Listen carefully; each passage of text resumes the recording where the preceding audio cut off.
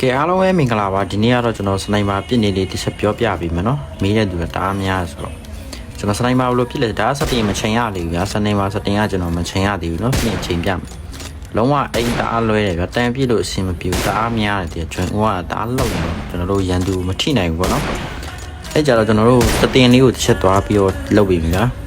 ဒါစတင်တစ်ချက်သွားလိုက်စတင်ဘယ်ဒီရက်သွားလိုက်ဗျာပြီးကြကျွန်တော်တို့ join ဦး3000 join ဖက်သွားပြီးကြရင်ကျွန်တော်တို့ဒီအပေါ်ကညာဘက်တောင်းအဲ့ဒါလေးနိုင်ပြီးရင် SR ကိုနိုင်ဗျာစနိုက်ပါထဲမှာဆိုတော့ SR နဲ့ကျွန်တော်ဒီမှာထည့်ပြအပေါင်းလက္ခဏာလေးကိုနိုင်ဗျာပြီးသွားလို့ဆိုရင်ကျွန်တော်ဒီမှာကျွန်တော်ကာရင် stand ထည့်မယ်ဗျာကာရင်ထည့်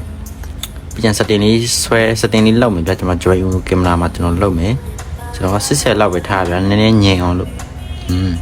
ကျွန်တော်80ထားတယ်ပြီးကြလို့ဆိုရင်ကျွန်တော်ဒါကို upgrade တင်လိုက်ပေါ့နော်ဒီကောင်ပြီးတော့ကျွန်တော် upgrade တင်လိုက်ပြီးကြရင်ကျွန်တော်တခြား gun တွေတွားထည့်မယ်ဗျာအဲ့မှာပေါင်းလက္ခဏာလေးနဲ့ gun တွေထည့်မယ်စနိုက်ပါတွေထည့်မယ်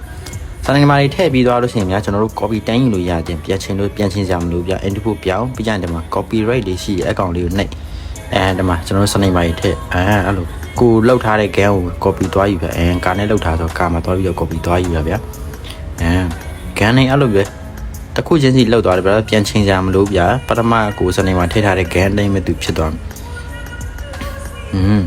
ဖြစ်ကျွန်တော်တို့တစ်ချက်စမ်းပြီနော်ကျွန်တော်တို့ညင်သွားတယ်သူလား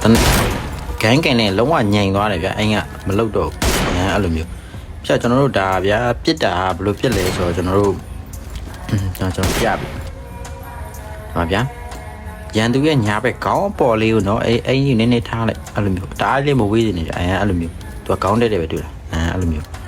ပြီးကျွန်တော်ပြစ်တဲ့အချိန်မှာဗျာခေါင်းရဲ့ညာဘက်ပေါ်လေးကိုအဲ့နည်းနည်းထားပြီးတော့ပြစ်အမှရောအဲ့လိုပဲအားလုံးပဲစင်ကြပါစေ